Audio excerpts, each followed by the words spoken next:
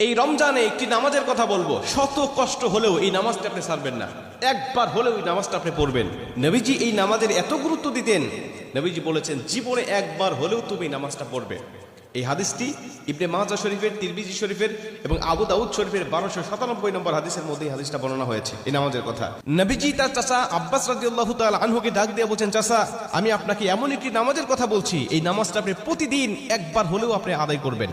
চাচা যদি প্রতিদিন সম্ভব না হয়, অন্তত সপ্তাহে একবার হলেও আপনি নামাজটা পড়বেন। যদি সপ্তাহেও সম্ভব না হয়, তাহলে আপনি মাসে অন্তত একবার এই নামাজটা আদায় করবেন।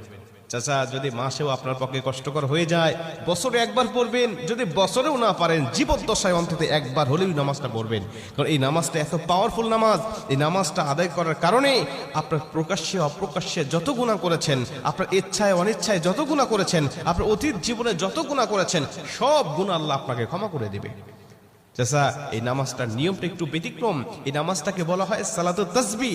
এই নামাজের মধ্যে অতিরিক্ত কিছু তাসবিহ পাঠ করতে হয়। সুবহানাল্লাহ, আলহামদুলিল্লাহ, লা ইলাহা ইল্লাল্লাহ, আল্লাহু আকবার। এই চারটা তাসবিহ একত্রিত করে সুবহানাল্লাহি ওয়াল হামদুলিল্লাহি ওয়া লা ইলাহা ইল্লাল্লাহু আল্লাহু আকবার, এই তাসবিহগুলো, এই বাক্যগুলো এখানে পাঠ করতে হয়। 4 রাকাত বিশিষ্ট এই নামাজ সালাতুত তাসবিহ 4 রাকাত পড়তে হয় এক নিয়তে। 4 রাকাত নামাজে প্রতি রাকাতে 75 বার করে করে মোট 300 বার এই তাসবিহটা পাঠ করতে হয়। সুবহানাল্লাহি ওয়াল হামদুলিল্লাহি ওয়া লা ইলাহা ইল্লাল্লাহু আল্লাহু আকবার, এই তাসবিহটা, এই দোয়াটা 75 বার করে করে প্রতি 4 রাকাতে মোট 300 বার করে আপনি পাঠ করবেন। কি নিয়মে পাঠ করবেন আমি আপনাকে নিয়মটা শেখাচ্ছি। আবু দাউদ শরীফের 1297 নম্বর হাদিসের মধ্যে যে নিয়মটা এসেছে, আমি এই নিয়মটা আপনাকে শেখাচ্ছি। আমাদের সমাজে আর বেশ কিছু মানুষ বেশ কিছু নিয়ম বলে, কিন্তু আমি আপনাকে হাদিস থেকে সরাসরি নিয়মটা জানাচ্ছি। এটা আপনি রেকর্ড করে নেন, খাতা কলম থাকলে লিখে নেন। প্রয়োজনে এটা যেহেতু সোশ্যাল মিডিয়াতে যাবে, ফেসবুক ইউটিউবে যাবে, এটা আপনি সেভ করে নিজ আইডিতে শেয়ার করে রেখে দিবেন, যাতে আপনিও শিখতে পারেন, অন্য মানুষকে শিখাতে পারেন। আপনার শেখানোর কারণে কেউ যদি নামাজটা আদায় করতে পারে, ও যে সওয়াবটা অর্জন করবে, সওয়াবের একটা অংশ আল্লাহ আপনার আমলনামায়ও দান করবে। এজন্য এগুলো মানুষের কাছে ছড়িয়ে দিবেন যত সম্ভব হয়। আপনি প্রথমে যখন নামাজটা শুরু করবেন, নিয়ত করবেন নফল নামাজের নিয়ত করে অন্যান্য নামাজে যেভাবে সানা পাঠ করি আপনি সেভাবে সানা পড়বেন।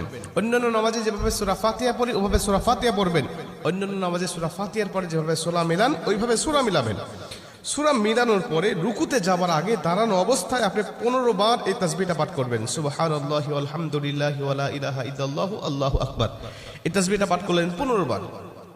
15 বার পাঠ করার পর আপনি রুকুতে চলে গেলেন। রুকুতে গিয়ে রুকুর যে তাসবিহটা আছে, তাসবিহটা পাঠ করার পরে সুবহান রাব্বিয়াল আযীম বলার পরে আপনি এই তাসবিহটা আবার পাঠ করবেন 10 বার। সুবহানাল্লাহি ওয়াল হামদুলিল্লাহি ওয়া লা ইলাহা ইল্লাল্লাহু আল্লাহু আকবার।